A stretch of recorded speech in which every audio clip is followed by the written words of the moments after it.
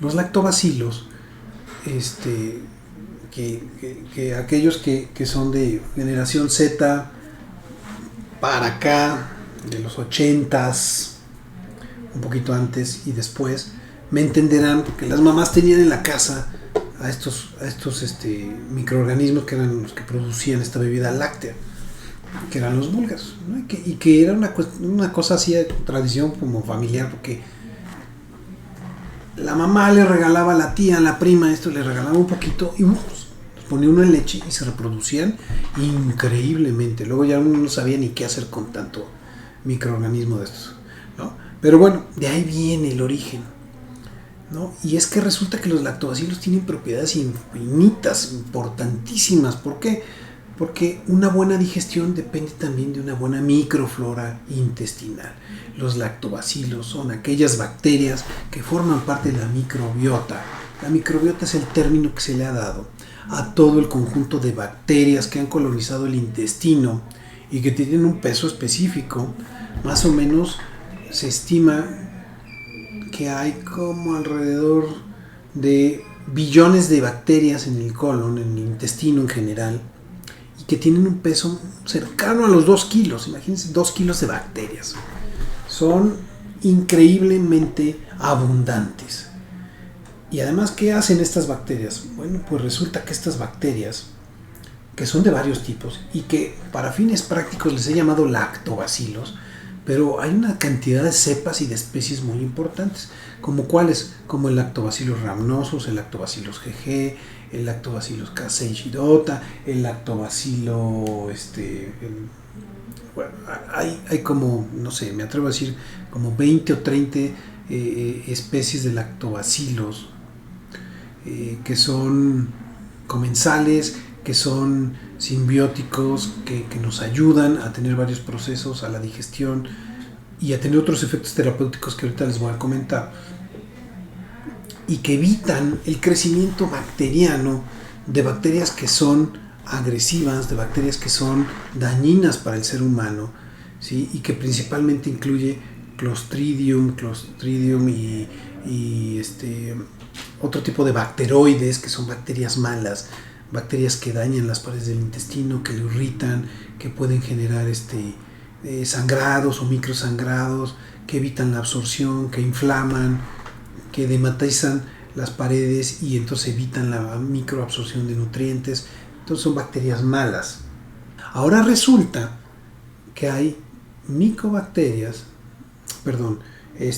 bacterias en el intestino, lactobacilos, que se encargan de regular el apetito, que se encargan de mantener un peso equilibrado, y entonces ya comercializan, ya se vende además lactobacilos que ayudan a regular el peso corporal. En los estudios que hay, se ha visto que las personas que no recuerdo el número exacto, pero durante 6 meses tomaron contra los que no tomaron, lograron tener un peso como de cercano a los 2 kilos menos que el otro que no los tomó. Bueno, son 2 kilos, puede ser mucho, puede ser poco, pero hay algo ahí, ¿no? Ya también se venden de estos bacilos que se encargan de mejorar y de incrementar los anticuerpos circulantes en la sangre, o sea, de aumentar las defensas.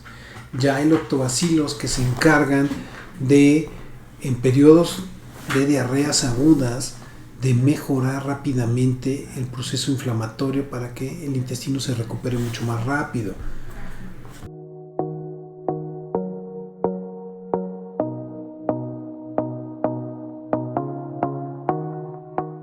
Hola, ¿qué tal amigos? ¿Cómo están? Muy buenas tardes, bienvenidos al programa Escucha tu Salud con tu amigo el doctor Jaime del Río. Un poco o mucho más tarde de la hora habitual, ¿no? Disculpen, tuve una emergencia médica aquí con uno de mis pacientes y pues no pude abandonarlo y estar con ustedes, ¿no? Lo cual me apena mucho, pero con muchas ganas estoy aquí. En este momento quiero saludar a todos rápidamente para cuestiones de obviar tiempo. a las personas, a los radioescuchas de imperfecto.com.mx, a todos aquellos que se conectan a través de Facebook Live, de YouTube, bienvenidos, gracias por estar aquí, por su tiempo, y para aquellas personas que finalmente a través de los podcasts también me escuchan. Y bueno, me da mucho gusto, ¿no?, saber que en mi página de comentarios, tengo varios perfiles y varios comentarios en páginas profesionales, como Doctoralia, como LinkedIn, etcétera, y ya muchas personas me hacen comentarios sobre el contenido que publico, y lo cual me da mucho gusto, porque significa que está llegando, que está impactando, y les está sirviendo, y eso no saben, lo agradezco mucho, y que lo comenten, que lo platiquen, y bueno, pues nada más que eso. Vamos a platicar hoy sobre el tema de la microbiota intestinal, y si nos da tiempo porque es una continuación finalmente, el tema de colitis crónica y el síndrome del colon irritable. Probablemente no, pero esto es fundamental para entender este tipo de cosas, ¿no? El intestino es quizá uno de los órganos más largos, o quizá el órgano más largo, hablando en extensión, en superficie, en metros cuadrados, que tenemos, y tiene varias funciones, ¿no? Naturalmente, la función principal es la función de la masticación, de la digestión del alimento, la absorción de nutrientes y la transportación de los mismos nutrientes a todas las células del cuerpo. Entonces se combina, por supuesto, con otros aparatos y sistemas como el circulatorio para llevar a cabo esta importantísima y vital tarea. Pero bueno, entonces el intestino, siendo uno de los órganos, o el órgano más grande en extensión, en superficie que tenemos, tiene también muchas enfermedades, y está expuesto a muchos patógenos, y está expuesto a muchos problemas de los que vamos a platicar. Hace mucho tiempo no se le daba la importancia que se debía al aparato gastrointestinal. Solo uno lo veía como que uno comía y defecaba, comía, iba al baño y listo, y esa era toda su función. Más adelante nos dimos cuenta que no, que es importante, porque la digestión empieza desde la masticación, desde ahí se van mezclando los alimentos con ciertas enzimas, pasa por el esófago, baja al estómago, se mezcla con los jugos gástricos, al ser un pH tan ácido y al tener otras enzimas, se lleva a cabo otro proceso de la digestión, pasando ya al intestino delgado, en la parte del duodeno, que es fundamental, donde está conectada a la vesícula biliar, donde está conectada al páncreas, y vierte en una gran cantidad de enzimas biliares, pancreáticas, etcétera, pues se lleva a cabo otra gran parte importante, fundamental de la digestión. Pasa por el resto del intestino delgado, donde básicamente se termina la digestión y empieza la absorción de nutrientes. Esta parte es fundamental.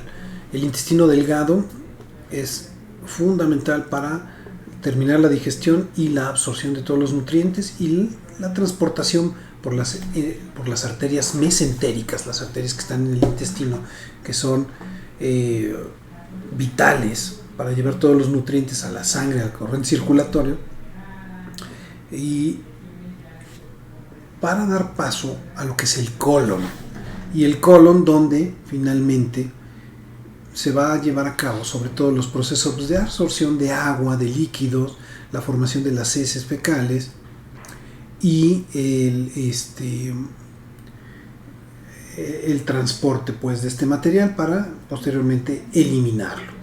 Entonces, a lo largo de todo este trayecto va habiendo trastornos. Más adelante vamos a hablar de los trastornos que tienen que ver con el colon, la colitis, el síndrome de colon irritable, el síndrome de enteropatía pues eosinofílica, pues es otra patología, y la enfermedad inflamatoria intestinal, que es otra enfermedad también delicada, importante del colon. Pero antes de llegar a esto, durante mucho tiempo, estas funciones, que son también muy importantes y que se les dio más valor en las últimas décadas, pues más recientemente los científicos se han puesto a investigar y nos han dado mucha información útil, donde dicen que el intestino no únicamente se dedica a eso, sino que la salud en general del ser humano depende de una buena salud intestinal. ¿A qué se refieren con esto? Pues miren, pasa que todo lo que comemos, pues naturalmente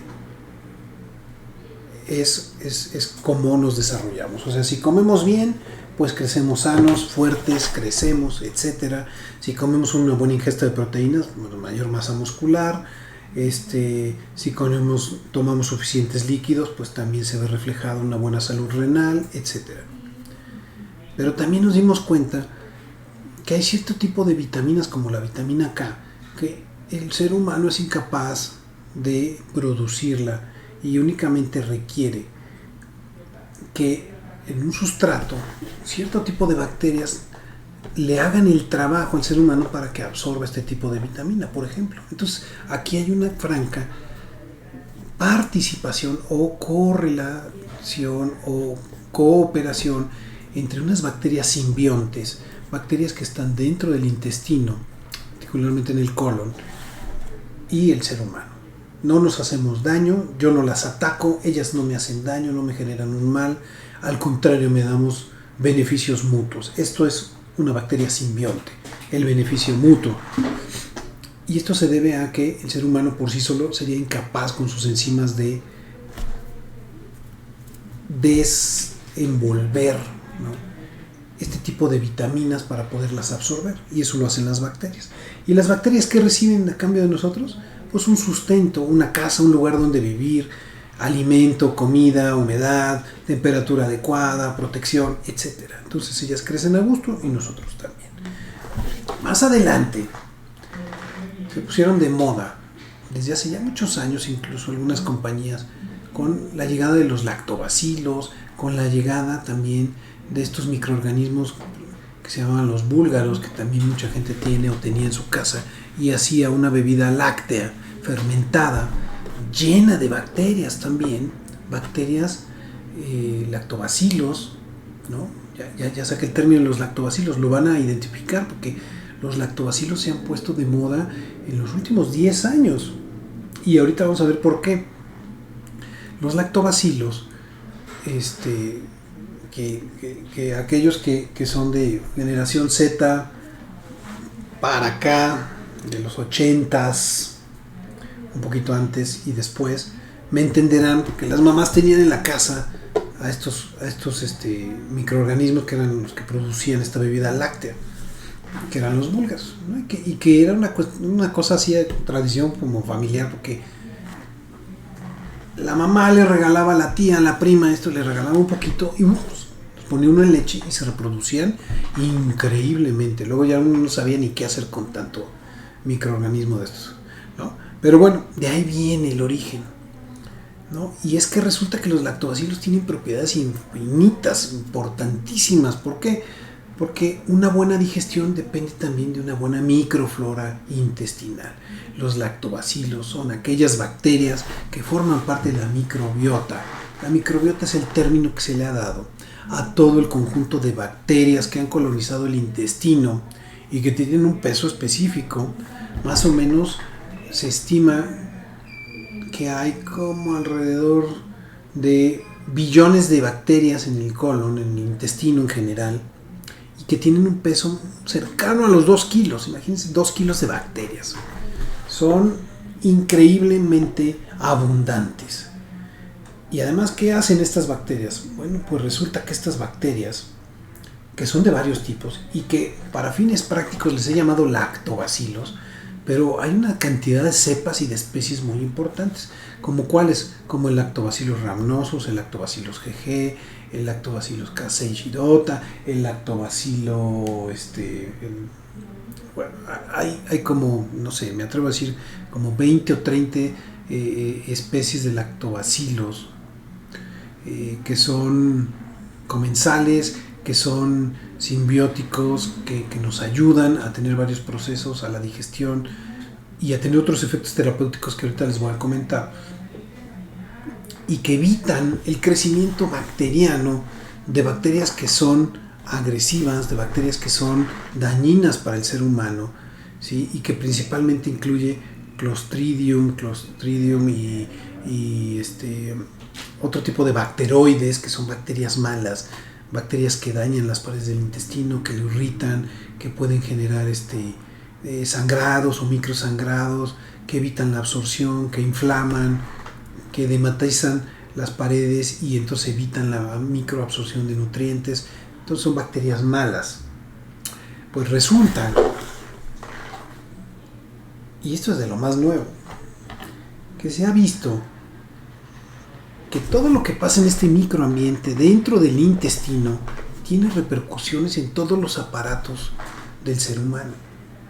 Entonces hay un tipo de bacterias que están en el intestino y que tienen ciertas funciones y que en base a la experiencia con el contacto de otros microorganismos como enterovirus, cosas así, se encargan de mandar una señal para mejorar la respuesta inmunológica.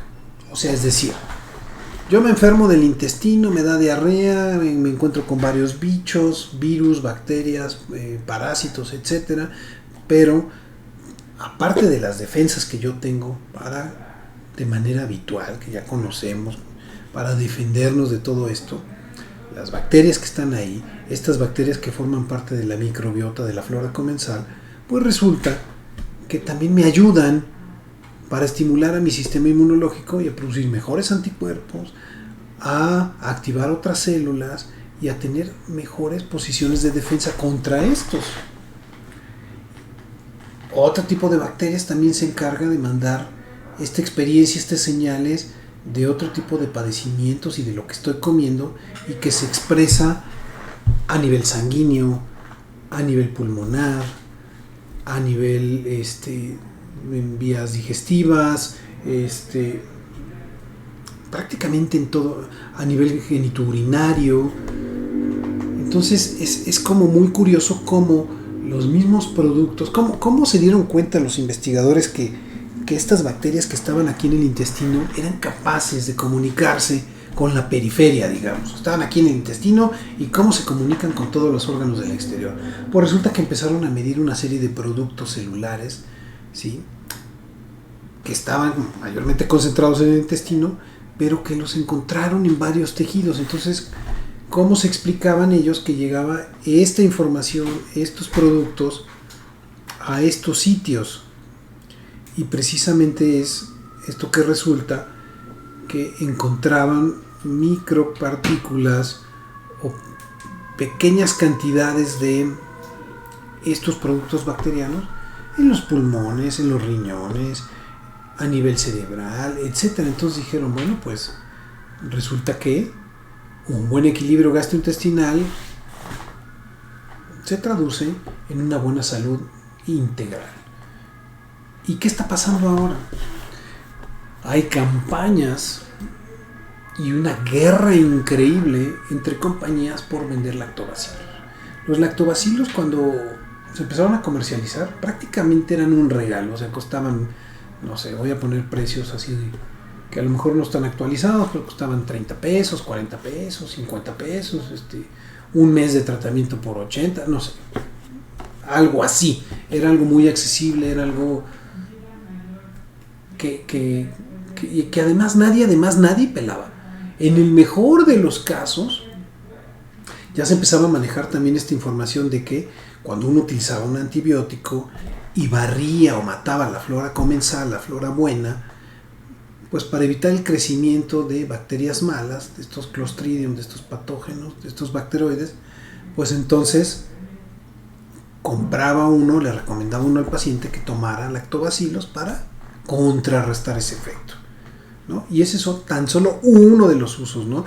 Y yo creo que por ahí se fue metiendo y se fue popularizando el uso de los lactobacilos, ¿no? Ahora más adelante salieron una cosa nueva, un concepto nuevo, que son prebióticos y probióticos, ¿no? ¿Qué son los prebióticos? Pues resulta que es muy sencillo. Los prebióticos son un conjunto de sustancias, de alimentos como fibras, proteínas, algunos productos cárnicos, vegetales, que son parte del alimento que necesitan estas bacterias para crecer, estas bacterias que nos dan salud, estas bacterias buenas, los lactobacilos. Entonces, esos son los prebióticos, los que se encargan de alimentar a los probióticos. Los probióticos son todo ese conjunto de bacterias que forman parte de la microbiota, que son todas las bacterias que están dentro de mi intestino. ¿Ok? Entonces, cuando ustedes escuchen un comercial o vean un anuncio de un cereal o de algo que dice, está enriquecido con prebióticos, como las leches que ahora que les damos a los bebés, o los probióticos, o tiene pre y probióticos, pues ya saben de qué estamos hablando. Y no son malos, todo es bueno, todo suma y está bien. Vamos más adelante, les voy a enseñar y les voy a presentar unos conceptos mucho más novedosos. Ahora resulta que hay bacterias en el intestino, lactobacilos, que se encargan de regular el apetito, que se encargan de mantener un peso equilibrado, y entonces ya comercializan, ya se vende además lactobacilos que ayudan a regular el peso corporal. En los estudios que hay, se ha visto que las personas que no recuerdo el número exacto, pero durante 6 meses tomaron contra los que no tomaron, lograron tener un peso como de cercano a los 2 kilos menos que el otro que no los tomó. Bueno, son 2 kilos, puede ser mucho, puede ser poco, pero hay algo ahí, ¿no? Ya también se venden de estos bacilos que se encargan de mejorar y de incrementar los anticuerpos circulantes en la sangre, o sea, de aumentar las defensas. Ya hay lactobacilos que se encargan de, en periodos de diarreas agudas, de mejorar rápidamente el proceso inflamatorio para que el intestino se recupere mucho más rápido. Entonces ya hay lactobacilos que tienen cierto efecto a nivel pulmonar, los están investigando. Entonces poco a poco va a ir saliendo más información sobre esto y nos vamos a dar cuenta que realmente no conocemos nada de todo el entorno y todo lo que rodea al cuerpo humano que nos ayuda, porque pensábamos que éramos una máquina y que funcionábamos maravillosamente, sí, y que no dependíamos de nada, pero realmente desde que estudié la carrera, a mí me enseñaron que el ser humano forma parte de un medio externo, un ambiente y un medio interno. Y el medio interno lo estamos compartiendo con bacterias y lo estamos compartiendo con otras cosas que luego ni sabemos. Entonces, esto es importante y por eso les quería comentar sobre lo que son la microbiota, las bacterias. Ahora, resulta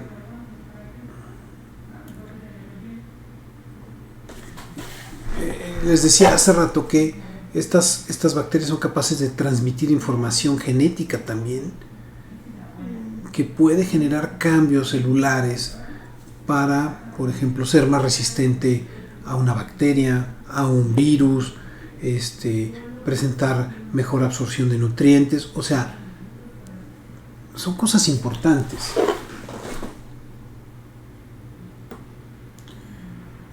Déjenme platicar de estas preguntas que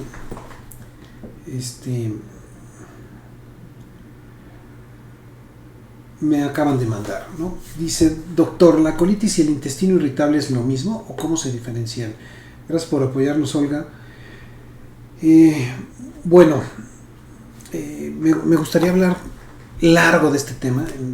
Desgraciadamente hoy no pude estar más tiempo con ustedes, pero son diferentes porque es diferente el sustrato, lo que está inflamando y los síntomas que está produciendo. O sea, la colitis es la inflamación del colon, ¿no? Y las causas pueden ser muchas. Normalmente se debe a una cuestión infecciosa o se debe a una intoxicación bacteriana, que comimos algo que nos cayó mal, pero como es más pasajero. También puede estar regulada por cambios y ciclos hormonales, también el colon se puede inflamar por eso. En el embarazo, por ejemplo, en esta etapa tan importante, pues el colon se tiene que mover y este movimiento causa inflamación porque está creciendo dentro del vientre pues un bebé, entonces esto también causa. Entonces hay condiciones que son naturales y algunas que son condiciones patógenas que pueden causar colitis. El intestino irritable, generalmente hemos acuñado este término para todos aquellos trastornos que me causan esta inflamación, que cursa con dolor, con distensión, con cuadros de diarrea, náusea, incluso o hasta vómito, y que está más asociado a la cuestión emocional. Aquí hay una línea muy delgada entre una y otra, ¿no? Porque una misma persona no es que sean excluyentes, sino que uno puede tener las dos cosas. Entonces ahí se viene complicando, ¿no? Pero en ambos casos ninguna de las causas que origina esto tiene un carácter inmunológico. No se debe a la producción de autoanticuerpos o de cosas que ataquen, como en el síndrome del intestino irritable, o mejormente conocido, o el término correcto de llamarlo es la enfermedad inflamatoria intestinal. En el programa pasado yo les decía que hemos generalizado los términos de colitis, colon irritable y enfermedad inflamatoria intestinal como si fueran lo mismo, pero realmente hay diferencias, y hay diferencias importantísimas para el tratamiento, para el pronóstico, para la evolución. Entonces, de eso sí les quiero platicar con mucho más detalle, pero bueno, Olga, espero que esto sirva como de antesala para platicar mejor de esto en la siguiente. Dice, la colitis o el intestino irritable se presenta a cualquier edad. Saludos de Guadalupe. Generalmente en adultos jóvenes, adultos más grandes, y en los niños es mucho menos. Pero ¿saben qué? Cada vez más estamos viendo que este tipo de trastornos se presentan en niños, lo cual no debería de ser, porque es completamente pues a natura, ¿no? Un niño no debería de tener este tipo de trastornos.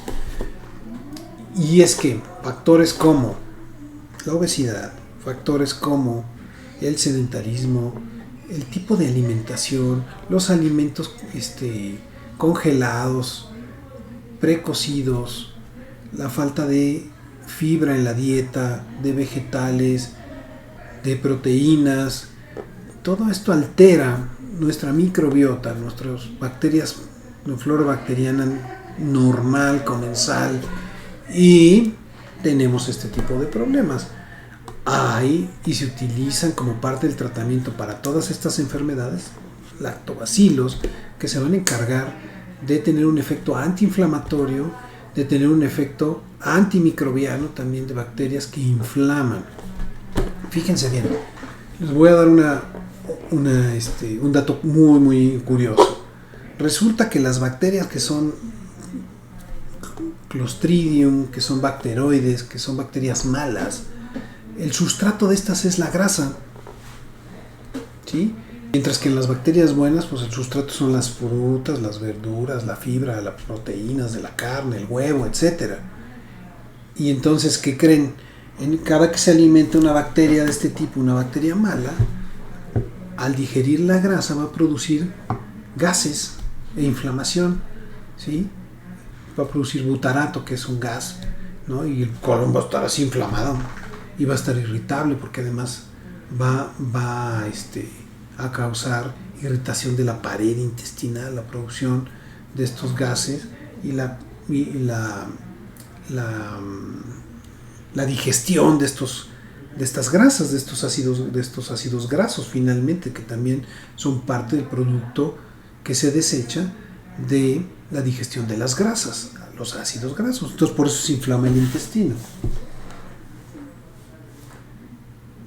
Dice, doctor, ¿pero qué es eso de la microbiota y cómo nos ayuda o se encuentra? Saludos, ya soy fan, gracias. María. Bueno, creo que lo mencioné bastante rato.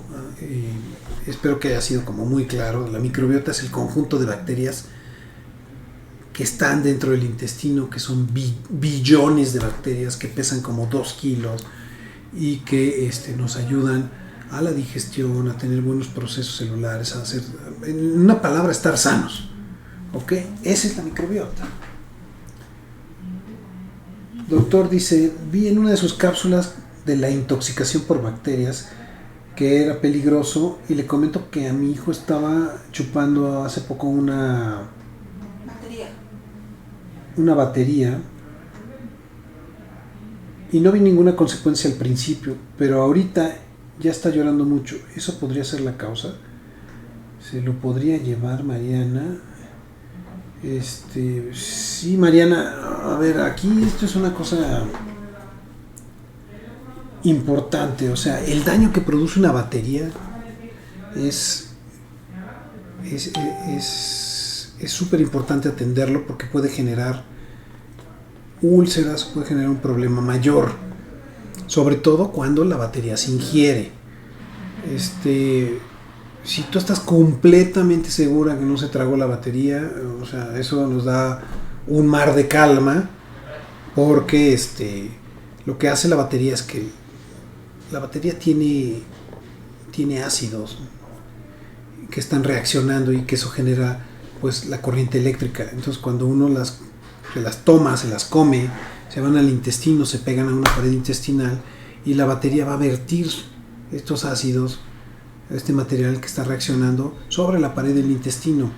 Generalmente es en el estómago y lo va a perforar. Entonces, mucho cuidado, por favor, con las baterías.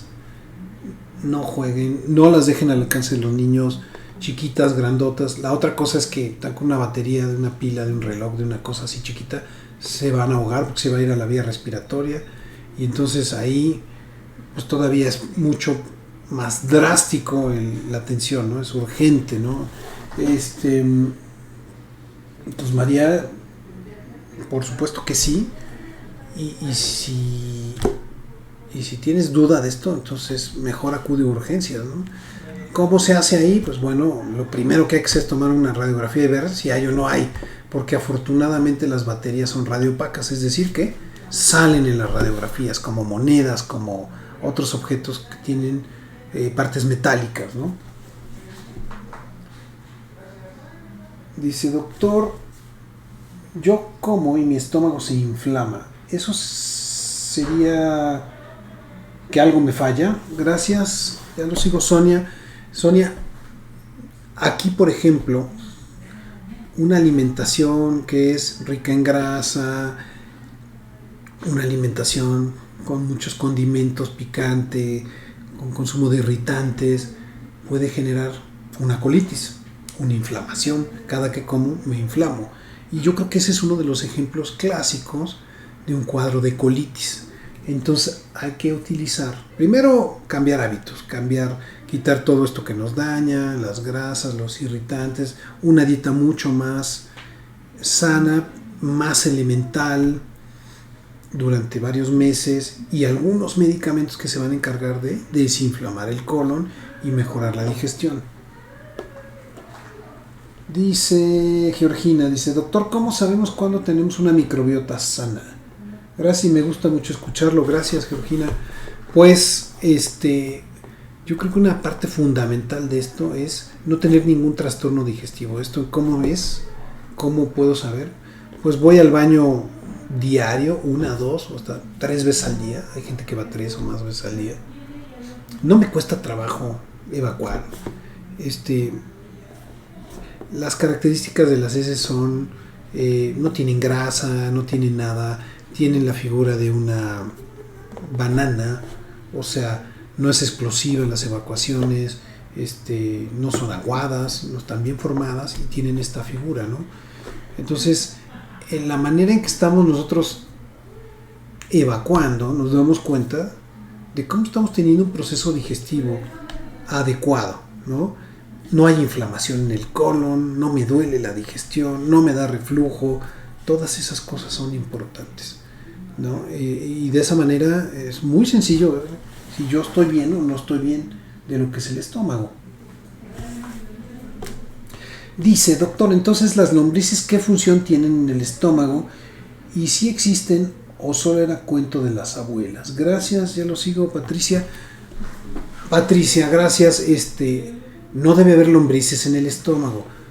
Una cosa es las bacterias, que son microorganismos unicelulares, microscópicos, que no forman lombrices ni ningún tipo de ser vivo, porque las lombrices son parásitos, ¿sí? Hay varios tipos de parásitos en forma de lombriz y todos son malos.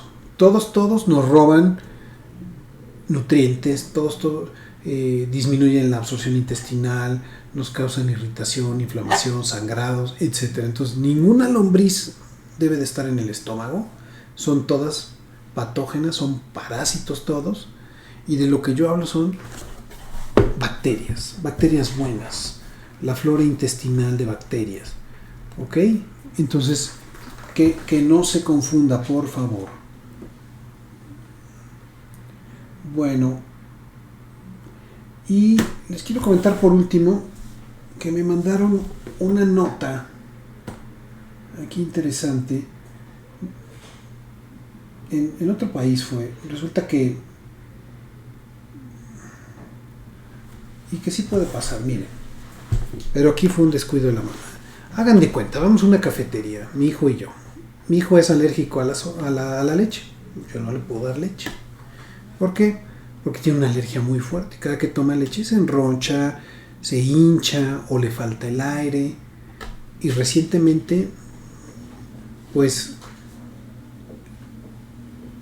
entró en una crisis muy, muy aguda y hasta el hospital fui a dar porque se me andaba desmayando. Entonces voy a mi cafetería de la esquina y entonces pido mi café y al niño le pido un chocolate, una leche con chocolate, calientito. Y se lo toma. Y resulta que el niño pues finalmente cae en el hospital muy grave y finalmente pues pierde la vida. O sea, ¿qué pasó ahí? Pues resulta que es una historia que es verídica, a lo mejor contada en esta nota un poquito magnificada para llamar la atención, pero a ver, si mi hijo yo sé que es alérgico a la leche, si presenta reacciones graves por el consumo de leche, son reacciones de tipo anafiláctica, que consisten en espasmos bronquiales, que consisten en diarrea, pérdida de líquidos, pérdida de la conciencia, caída de la presión arterial, o sea, unos cuadros de alergia muy graves. ¿En qué cabeza cabe que voy a ir a una cafetería, voy a pedir un chocolate con leche y no voy a especificar y no me voy a asegurar que tiene que ser con leche de soya, ¿no? Aquí yo no sé si la mamá lo pidió y el que en el mostrador le cambió y se le hizo muy fácil darle leche entera por leche de soya y eso fue lo que ocasionó la muerte. No creo que a la mamá se le haya olvidado, pero yo si fuera ella, yo pedía el bote y yo le echaba la leche al chocolate, ¿no? O simple y sencillamente, mi recomendación para estos pacientes es no consumir este tipo de productos en la calle. O sea, no te expongas porque sí hay un alto grado de error humano para este tipo de cosas y la manipulación de estos productos. Y además, meterte en una cafetería y pedir que esté todo libre de leche es imposible. Entonces tengan mucho cuidado cuando son este tipo de situaciones, ¿de acuerdo? Ese era el comentario final. Espero que haya sido de mucha ayuda y gracias por sus comentarios y por su tiempo y nos vemos la siguiente semana. Ahora sí vamos a hablar de lo que es los síndromes del intestino irritable, la enfermedad inflamatoria intestinal y el colon irritable o la colitis, ¿no?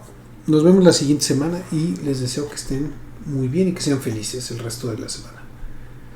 Para aquellos que ya regresaron a clases, pues también una nueva etapa, un nuevo ciclo, disfrútenlo, gócenlo y también súfranlo porque también cuesta trabajo. Nos vemos luego. Bye. Amigos, hola, soy el doctor Jaime del Río, soy alergólogo, pediatra y profesor de la universidad. Quiero invitarte a que sintonices cada martes a las 5 de la tarde mi programa Escucha tu Salud. El programa, mira, lo vas a encontrar en diferentes plataformas. Por radio, www.imperfecto.com.mx, modalidad radio. En Facebook Live, @alergiapolanco-lomas. En YouTube, Dr. Jaime del Río. Y los podcasts que están disponibles en Spotify, en Google Podcast y en Anchor. El nombre es el programa Escucha tu Salud. Y mira, el objetivo de este programa es que estés actualizado, tengas información de primera mano, información verídica, información que te va a ayudar además con tips, con consejos, anécdotas, vivencias, a responder tus dudas, para que mejores tu calidad de vida y tu día a día. Nos vemos.